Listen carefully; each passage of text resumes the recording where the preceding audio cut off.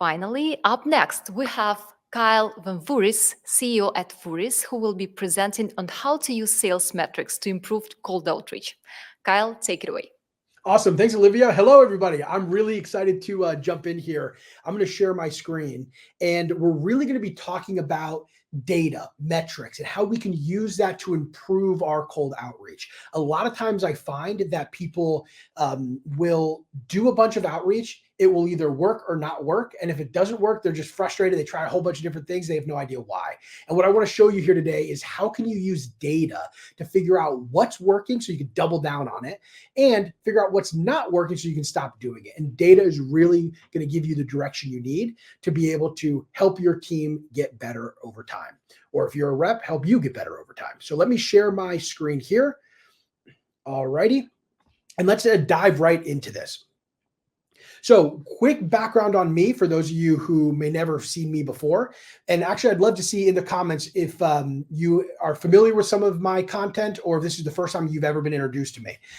Just to give you a quick background for those of you who have never heard of me before, I've worked with over 80 software and service companies, helping them build a repeatable sales process. One of the things you should know about me is that I take a very data-driven approach when it comes to running sales organizations. I want to understand the metrics and let that guide my decision-making. And I've done this for a very long time with a lot of different companies. I've written 3 Amazon best-selling books. One is on cold outreach. That's called Cold to Committed. The other is on leading sales teams. That's called the Sales Development Framework. And then the third one is on building a repeatable sales process. And I've also helped our clients sell over 100 million in software and services across my venture-backed companies that I've worked with, over 280 million in money raised. And I've trained over 1,000 salespeople. So I've been around the block. I've been in board meetings as a executive sales leader while things were not going great. I've also been in board meetings in the same scenario where things are going very great. So I know the difference between high performance, low performance. I've been a rep. I've been an SDR, AE. I've run sales teams. I run SDR teams.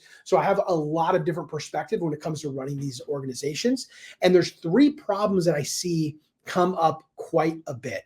And I'm going to go through each one of these. I call them the 3 poisons of sales teams. The first poison is that the reps don't know what they have to do to be successful. So what I'd like to see in the chat here, if you're a sales rep, do you know, yes or no, do you know on a daily basis what you have to do to hit 100% of your quota? John Barrows had a really good slide in his last deck where he said, do the work. And he talked about how he'll talk to a sales rep or an SDR who's at 26% of their quota and they're expecting to be promoted. You got to do the work. So I'm curious to see in the chat, how many of you know what you have to do to be successful? So it looks like some people say no. I don't see any yeses yet. So let me know in the chat if that's the case for you. Do you know on a daily basis what you have to do to be successful? The second one here is the leadership team doesn't know how to use the data, the metrics from the sales team to enable them to be successful. And then the third one is there's a culture where poor performance is tolerated. A culture where poor performance is tolerated. If the leadership team doesn't know what the team has to do to be successful, the team doesn't know what they have to do individually to hit their number, then no one can actually achieve their number because no one knows how to do it.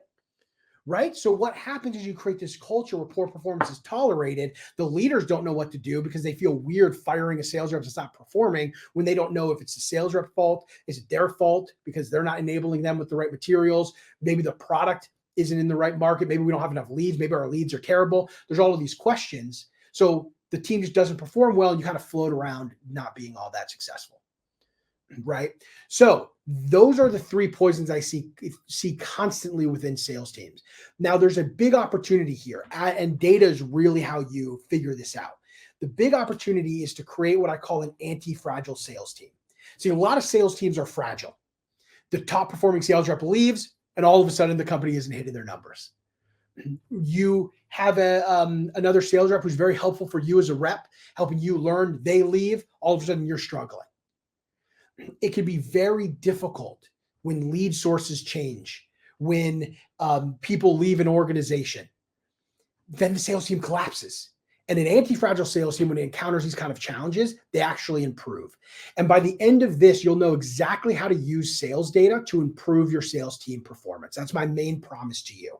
I want you to walk away here with a clear framework on how to start using sales data to improve your team's performance. And we're going to talk about it from the lens of email outreach, but the same principles apply no matter what type of outreach you're doing, whether it's inbound, whether it's outbound.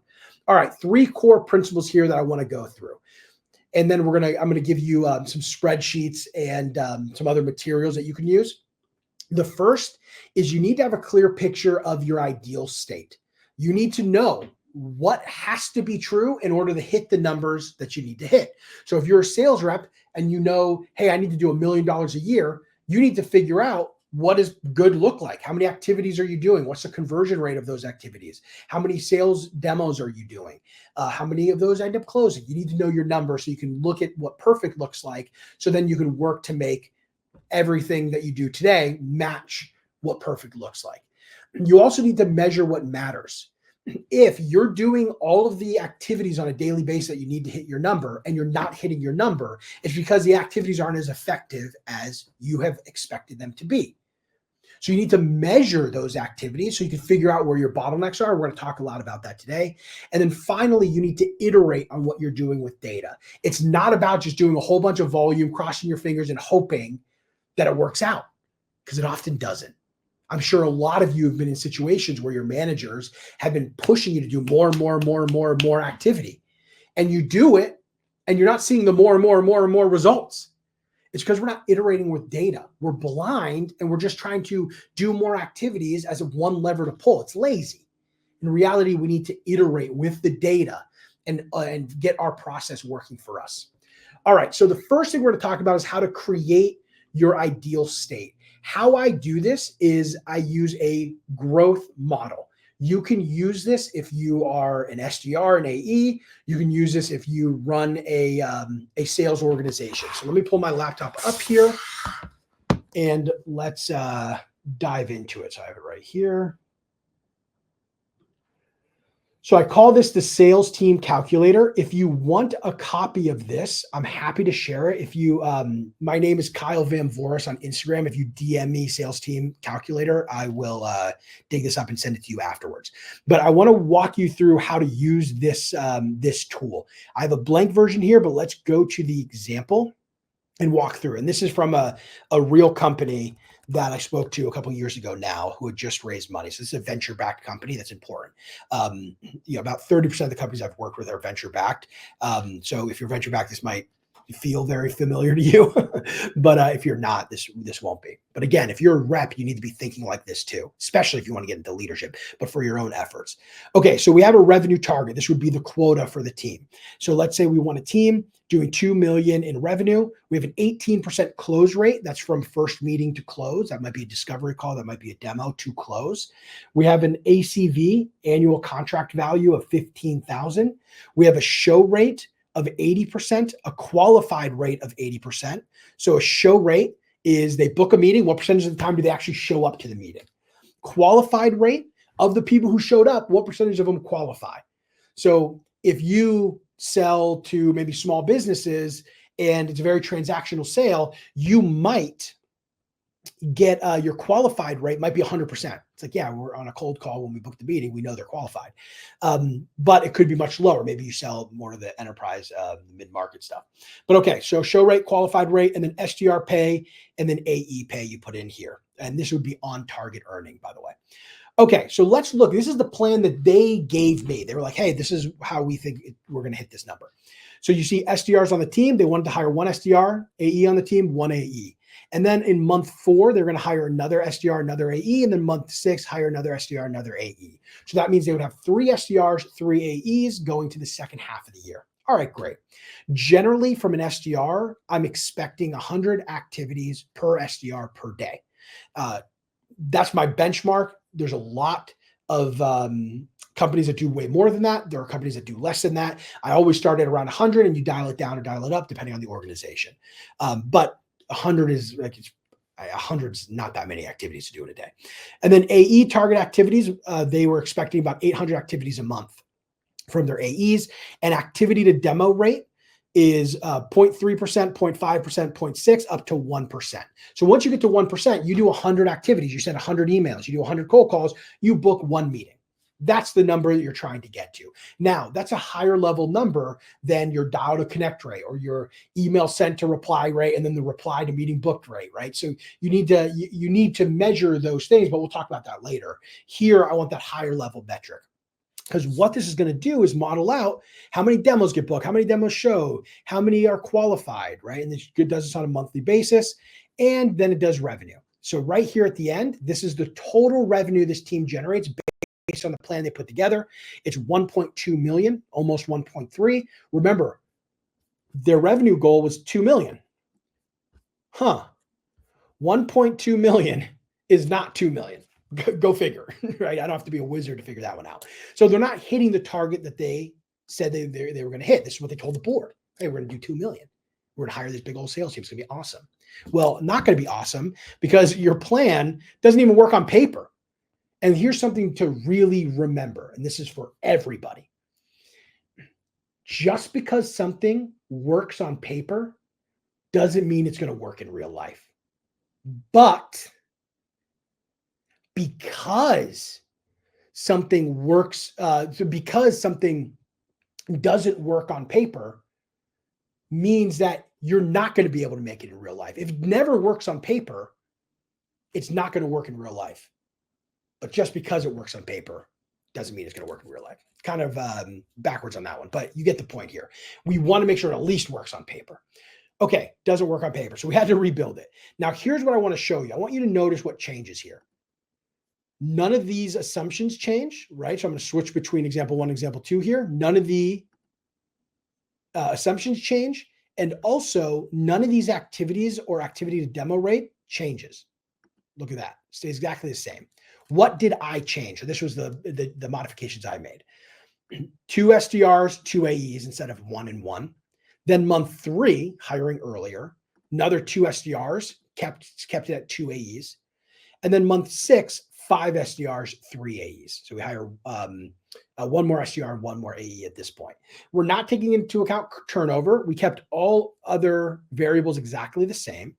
And would you look at that? We hit the 2 million. So we kept all of their assumptions. We didn't make any we didn't say, hey, we're going to double the ACV, which is something you could totally do. You could definitely drive up ACV. We didn't do anything crazy here. We just changed the hiring plan. And then guess what? We hit the revenue target. Now you're probably thinking, Kyle, I'm not an idiot. Of course you hit the revenue target. You hired way more people and you hired them a lot earlier. Yes, I did. You're very astute. But I want to show you something pretty interesting here. Let's go to example 1. And down here we have cost of sales. Okay. And we do a cumulative and we have just a straight cost of sales. I'm going to look at month 12 cost of sales. It's like the full team totally built out, operating, hitting their number. 40%. So 40% of the revenue this team is generating is going to pay the SDRs and the AEs. That might be good for you. That might be terrible for you. Totally depends. Now let's look at number 2 here, example 2. Remember, we hired more people and earlier. We were much more aggressive with our hiring, 33%. Our cost of sale decreased. How does that happen? How do you hire more people more aggressively and your cost of sales decrease? Comment. Let me see if you can figure out the answer. How do you hire more people? You hire them earlier, yet your cost of sale decreases. Now, while you're typing in your answer, I'm going to point this out. I didn't make up this $2 million revenue goal. That's a big revenue goal. And some of you reps have probably worked at companies, or maybe you're currently working at companies where it feels like the leadership team just like spits out huge revenue targets. We sometimes forget like you actually have to hit the target. It's an important part. Like we need to be reasonable about our targets. So they set the $2 million revenue target. They just didn't really think through exactly what they had to do to hit it. Required hiring more people to hit that revenue target. You're going to set a big revenue target. You need to be prepared to build the team to hit that revenue target. So let me look at the comments here if anybody has some ideas on how cost of sales decrease. I don't see anything here yet. Maybe I stumped you. That's totally okay. Let me share with you. The reason why is this: SDR pay, AE pay.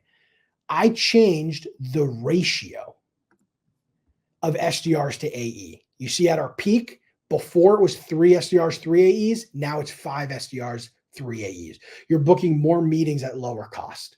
So it drives down your cost of sale. That's why they split the SDR team and AE team in the first place.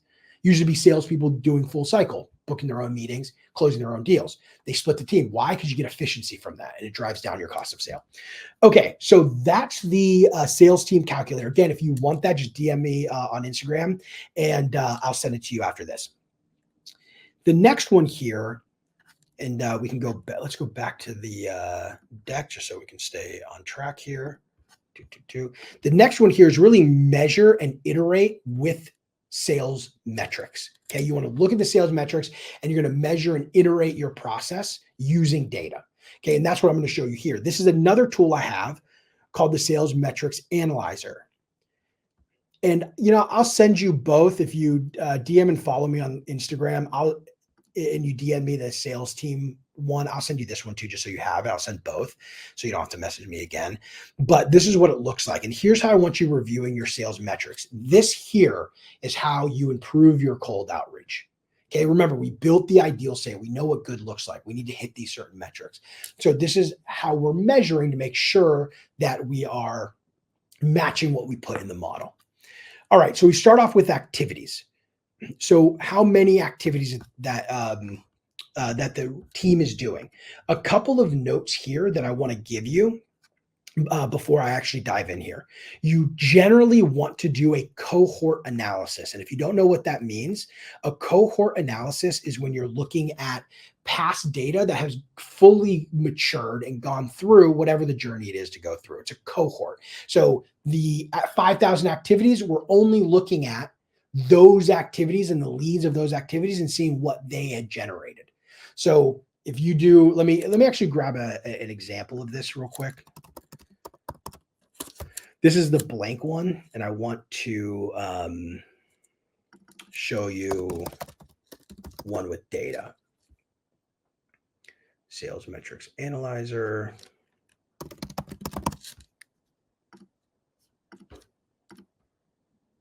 Okay, so I'm going to show you this one here, which has the data in it. I think you're going to appreciate that. Whoops. Okay, so here's the one with the data. You can see 5,500 activities were done in this period, which led to 550 engagements. So 5,500 activities, that's a cold call, that's an email being sent. 550 engagements, this is somebody who answered the phone, somebody who replied to an email. That's what an engagement is. So if you're just doing email, we sent 5,500 emails, 550 people replied to that email. That would be very high. That's a 10% of the activities lead to some kind of engagement. So this example here, we're looking at cold calls, but the same thing applies to email.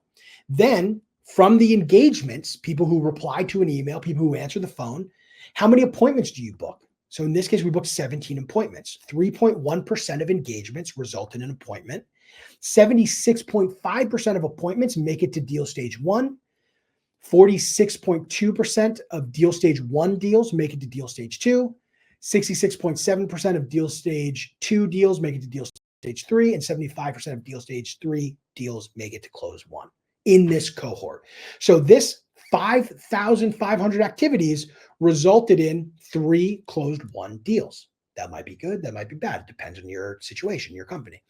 But here's what I want to point out to you. When you're tracking this information and you're looking at it and you're going, okay, where do I make the improvements? The higher up you go, the more impact it typically has. Of course, the possible percentage increase can have a big impact. So if you can triple the appointment to deal stage 1 percentage, but you can only increase this by 1%, it might not work out to be better. But generally, the higher up you go, the more impactful it is. So when I look at this, as somebody who looks at sales metrics a lot, and you might be looking at this as well, thinking the same thing, activities to engagement, 10%, that's not bad. Only 3.1% of engagements actually results in appointments being booked. We could probably improve this number. And guess what? If we improve this number, it has a dramatic impact on the entire pipeline. Dramatic impact on the entire pipeline. So this is probably where I'm looking at first. I'm going to come up with changes to our scripts. Maybe our emails aren't getting people to reply with, I'm interested. Let's tweak the email copy. Maybe our reply rate isn't bad, but none of those replies book meetings. So the messaging isn't resonating. So let's change the messaging. That's how you're thinking about it to drive up this engagement to appointment rate. Then the next one here that stands out to me is deal stage 1 to deal stage 2 drop off. Only 46%. That means 53.8% of deals don't make it to deal stage 2. Maybe the sales reps aren't booking the next meeting on the meeting.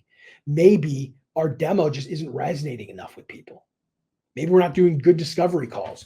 This is how you start using data. When you have the visibility, it kind of sticks out, pretty boldly. Hey, 3.1% is low. Let's fix that number. You create a hypothesis to fix this, and then you actually fix it. That's it. Whether this is your own numbers and you're a rep or you're running a team, it's the exact same thing. Let the data drive your decision making. Because if you're not, you're just hoping whatever change you make actually works. I mean, I'm curious, how many of you have worked at a company where they just change the cold call script or the demo script over and over and over again? Or they give you a whole bunch of new email templates to try to use every single month. They have no idea what they're doing. They just know we're not getting the results we're looking for. So we're going to just give the team a whole bunch of different things to try and see what works. But if they're not measuring it, they don't know what part of it to fix. Are your email open rates low? Well, maybe we need to change the first sentence, or maybe the subject lines are broken, right? Like, you need to change something with an expected change in the metric. And if you're just changing things blindly, then of course you're going to run into some challenges. All right, so let me go back to our deck here and we'll close the loop on this. Why does this all work? So the first thing is, when you track things properly, you understand where the bottlenecks are. You also have a clear idea of what your team's performance is at each stage. Maybe your reply rate's really low, but the people who reply all book a meeting. So something resonates there. Your call to action is right, or something's resonating with them. You're going to tweak something different than if you don't track it and you're just making changes because you're trying to increase the amount of meetings that you're booking. So you need a clear idea of where the team is struggling, where they're not struggling, so you can make changes to where they're actually struggling and don't accidentally change something that's working. And you'll get a specific area to try and optimize. That's key. Now, for the materials I walked through today, go ahead and message me on Instagram. But I have something else for you that I put together for this. It's called the sales effectiveness bundle. A couple of things that I'm giving you here, I'm going to run through real quick. The first is what's called the Sales Team Moneyball Bundle. It's a whole bunch of frameworks and templates and spreadsheets that you can use to be much more data driven with running your sales team. It's much more geared towards managers and above who have sales teams and they want to be very data driven with how they run the sales team. The second here is a sales metrics training. This is a private training that I did for a high level mastermind of SaaS founders on how to really understand sales metrics. Then there's 2 courses I'm giving you. Each one of these is like 42 or 45 lessons. One is called AE Fundamentals on how to be an effective AE, covers everything from how to close deals, how to run demos, how to overcome objections, and then also SDR fundamentals. Again, another 42 lesson course talking about cold calling, cold email, and everything. All you have to do is go to gtm.vouris.com/sales effectiveness bundle. I'll throw that in the chat in a minute. We have 3 minutes here. So what I'd like to do is open up. If there's a question, if you commented, I will go ahead and reply to it. But let me stop sharing here. And let me grab that link for you. All right. Any questions that we have? Oh, it looks like you already got the link in there. Great. Okay, cool. Let me see. More production capabilities of the SDR team. I'm not sure if that's an actual question. So maybe we don't have any questions yet. Is the sales team available? Yeah, the sales team calculator is available as a template. If you message me, I'll send it to you. I just don't have it up right now. Cool. I don't see any questions, Olivia. Well, so Kyle, speaking about the slides, did I get right that you will be sharing them as well, right? So we can send them to everyone. Sure. Okay. Do you want me to just throw the link in the chat here to the deck? Yep, just the deck. And regarding the calculator, that's definitely a tool that just looks like an amazing tool to actually build this pipeline and to calculate the outcomes out of the sales pipeline. So yeah, actually, everyone will be. I think a lot of people will be DMing you regarding the calculator. Yeah, I'll grab that for everybody, and I'll send them both the calculator and the analyzer as well. I'll send that to you. My team is telling me that there are questions. Okay, so how would you do this process to be different for government contracting sales? The sales process is very different. Yeah, the Well, sales that's a great process is question. different, but you're still looking at the drop off per stage. So, two things here. One is if you're talking about lead gen, it's going to be pretty similar. Like the motion might be different, but you're tracking the same type of stuff. How many activities are we doing? How many people are we talking to or are replying to our emails? How many meetings are getting booked? Very similar. Now, the sales process looks very different. There's a lot more steps. It takes a lot longer. You're still looking at drop off between stages. Now, if we're talking strictly sales process, you're also going to look at close lost reason, close won reason. Why are we losing deals? Are we not pulling in the people in the correct departments in earlier, right? Is there not really a sponsor within the organization that's driving the initiative? So you need to really dissect why you're losing.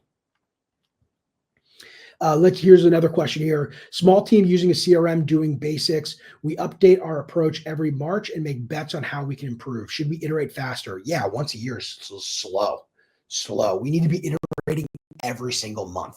And if for some reason that's too fast, then maybe every quarter, but yeah, a lot faster. What I would recommend doing is the leadership team should be looking at the data from the team every single week and then monthly saying, hey, what did we see this month?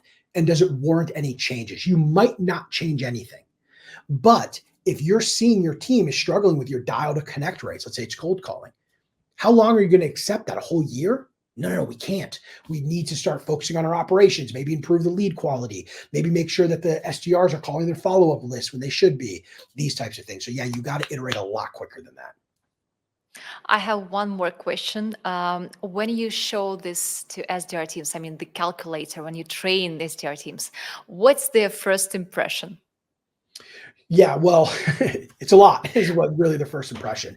The calculator I usually use on a manager executive level because it kind of helps give a good perspective of the overall team. For an individual rep, what you're really trying to drill down to are how many activities do I have to do on a daily basis? Like we're talking about cold outreach here, so mostly booking meetings, right? You need to know how many activities you have to do on a daily basis to mathematically hit your number. That's it. Because if you know that, then you know, hey, if I just do 100 calls a day, if I make sure I send 40 personalized emails and make 80 calls in one day, I know I'll hit my number. So it gives you that clarity. Now, that might be a lot of work. It might be hard to do. So you need to hustle. That's okay. You know the number though. And maybe one day you miss it. You're like, hey, I was 10 short today. The next day you can make up for it. It's that visibility that's really important. Well, after all, that's a prediction, right? That's right. Yeah, I mean, you're building out on paper what you want the reality to look like, but it doesn't mean the reality is going to happen. So you need to work and do the work to make it happen. And then what's going to happen? You're going to do the activities and you might not get the result. And then the question is why? Is it because our email to reply rate is low? Is it our reply to meeting being set is low? Is it a cold call issue? Dial to connect rate, meeting getting booked, conversation to meeting booked rate. The data will tell you what metric we're struggling in, and you make the tweak based on that metric.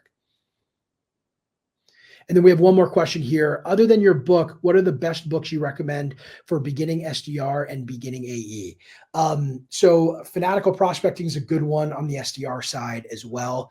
The beginning AE, I'm a big fan of Challenger Sale. That's a good one. And Gap Selling, I like quite a bit. So those are the two I'd recommend there. Amazing. Thank you so much, Kyle. Awesome. Thank you for the presentation. That was super insightful. I appreciate it. Thanks so much, everybody. Talk soon.